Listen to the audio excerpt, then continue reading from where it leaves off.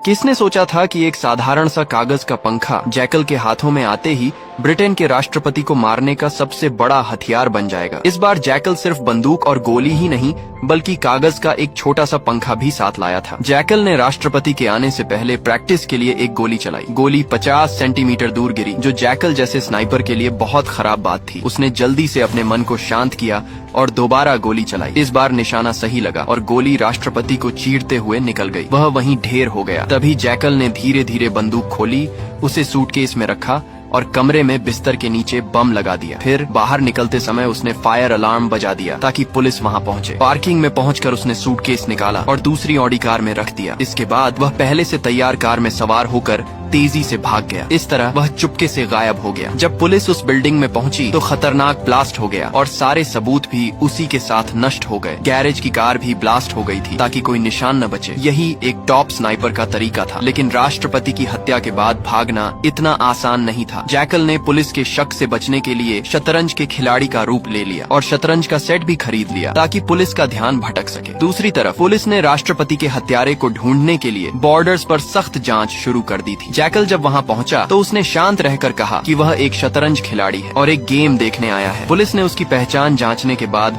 उसे गाड़ी में रखे डिब्बे को दिखाने को कहा। यही तो जैकल चाहता था, ताकि पुलिस वालों को यकीन हो जाए कि वह शतरंज खिलाड़ी ही है। पुलिस ने उसका पतला दुबला शरीर देखकर सोचा कि वह शायद मुर्गी भी न मार सके और उसे जाने दिया। जल्द ही जैकल फ्रांस पहुंच गया। एक इंटरनेट कैफे में जाकर उसने अपनी यूएसबी कंप्यूटर में लगाई और अपने कॉन्ट्रैक्टर से पूछा कि राष्ट्रपति को मारने का पैसा कब आएगा। जैकल आज तक उस कॉन्ट्रैक्टर से नहीं मिला था। वह मिलना चाहता तो था, लेकिन अगले कॉन्ट्रैक्ट के लिए $10 लाख सुनकर उसका मन डोल गया। उसने और कुछ नहीं सोचा और हाँ कर दी। उसने कहा कि 5 लाख काम से पहले, बाकी के बाद में। कॉन्ट्रैक्टर भी मान गया और उसे लोकेशन बता दी। जैकल पहले लोकेशन पर गया। वहाँ कॉन्ट्रैक्टर की एक एजेंट ने जैकल को नया टारगेट दिखाया, लेकिन जब उसे टारगेट का पता चला तो उसने कीमत 5 लाख से सीधे 10 करोड़ कर दी, क्योंकि यह टारगेट दुनिया का सबसे अमीर आदमी था और उसकी सुरक्षा बहुत सख्त थी, जिसे मारने में काफी मेहनत लगेगी। इसके बाद जैकल ने स्पेन में अपने विला में पहुंचकर देखा कि उसकी पत्नी बच्चों के खिलौने समेट रही थी। जैकल को सामने देखकर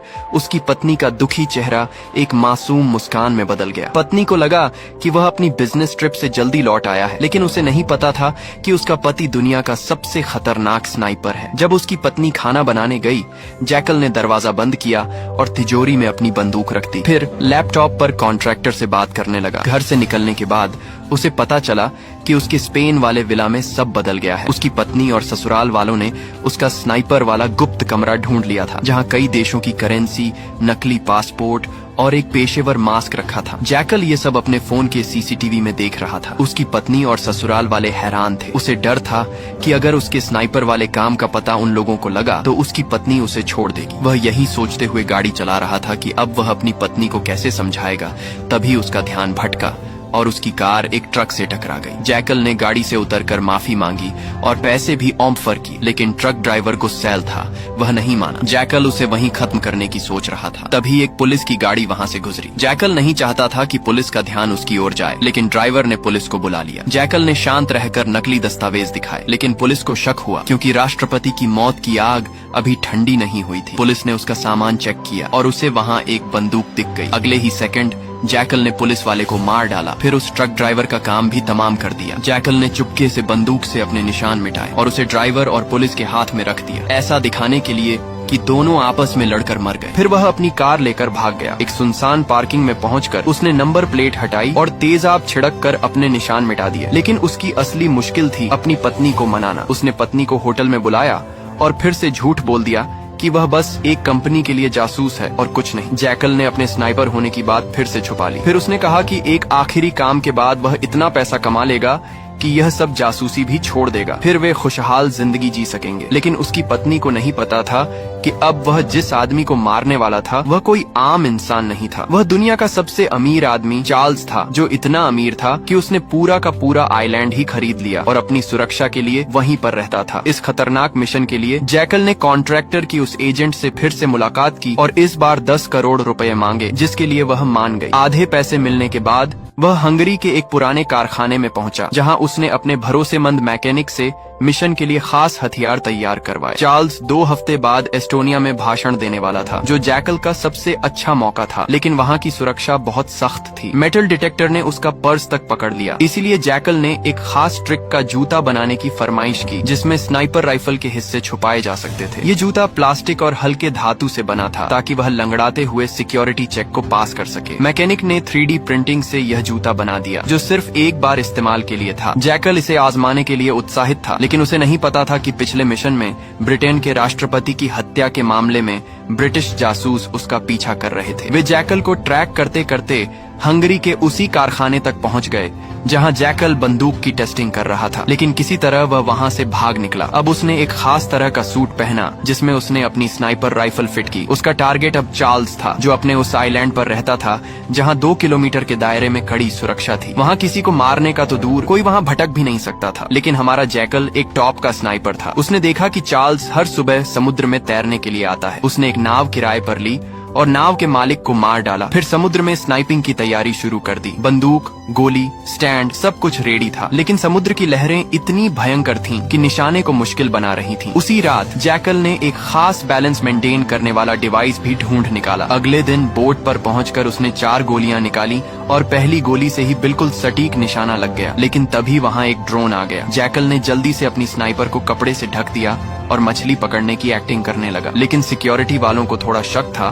तो उन्होंने चेक करने की सोची। दूसरी तरफ चार्ल्स अपनी कड़ी सुरक्षा के साथ तैरने के लिए बाहर निकल आया और समंदर की तरफ बढ़ने लगा। तभी जैकल ने अपनी स्नाइपर राइफल तैयार की, लेकिन पास से गुजर रही एक तेज नाव के भंबर से उसकी नाव हिल गई और मौका चूक गया। तब तक चार्ल्स समुद्र में उतर चुका था। दूसरी तरफ चार्ल्स की सिक्योरिटी टीम जैकल की तरफ बढ़ रही थी, तो जैकल ने उसे बिना कुछ सोचे समझे मार डाला। अगले ही पल एक ड्रोन उसके पास आ धमका, लेकिन जैकल ने सिग्नल जैमर की मदद से उसे फ्यूज कर दिया। सिक्योरिटी हेड ने तभी वार्निंग दे दी कि कोई स्नाइपर उनके ऊपर एम करके बैठा है। हड़बड़ी में सिक्योरिटी ने चार्ल्स को बचाने के लिए उसे पानी में नीचे डुबा दिया। जैकल ने शांत रहकर गिनती शुरू की, ये जानते हुए कि चार्ल्स को सांस लेने के लिए बाहर आना ही होगा। उसने तीसरी गोली चलाई, जो गलती से गार्ड को लगी। ये देखकर चार्ल्स पानी में इधर उधर भागने लगा। वहीं दूसरी तरफ जैकल ने उसके नाम की गोली बंदूक में डाल चुकी थी। उसने अपने तेज दिमाग का यूज करते हुए अंदाजे से निशाना लगाया और चार्ल्स की गर्दन के आर पार गोली डाल दी और उसे मार डाला। फिर वहां से भाग निकला। मिशन पूरा करके जैकल एयरपोर्ट पहुंचा। वहां से उसने कॉन्ट्रैक्टर को उसके बचे हुए पैसे के लिए मैसेज कर दिया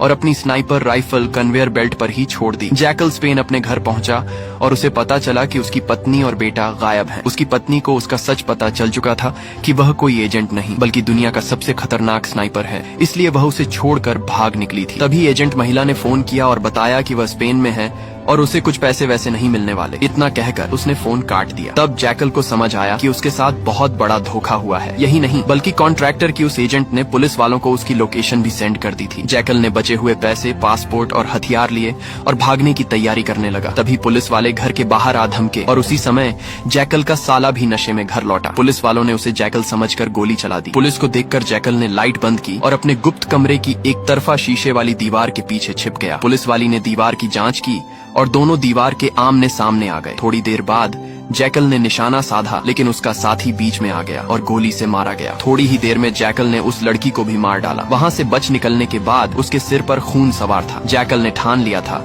कि अब वह उस कॉन्ट्रैक्टर और उसकी एजेंट को ढूंढ ढूंढ कर मारेगा, लेकिन अभी उसकी सबसे बड़ी चिंता उसकी पत्नी और बेटे को वापस लाना था। उसने पत्नी को फोन किया, लेकिन उसने फोन कूड़ेदान में फेंक दिया। निराश जैकल हड़बड़ाहट में आगे बढ़ ही रहा था कि एक कार से उसकी कार की टक्कर हो गई और यहीं पर इस सीरीज का पहला सीजन खत्म होता है। नेक्स्ट सीजन अभी आया नहीं है। जैसे ही आता है उसकी एक्सप्लेनेशन भी आपको इसी चैनल पर मिल जाएगा, तो चैनल को लाइक और सब्सक्राइब करके रख लें। धन्यवाद।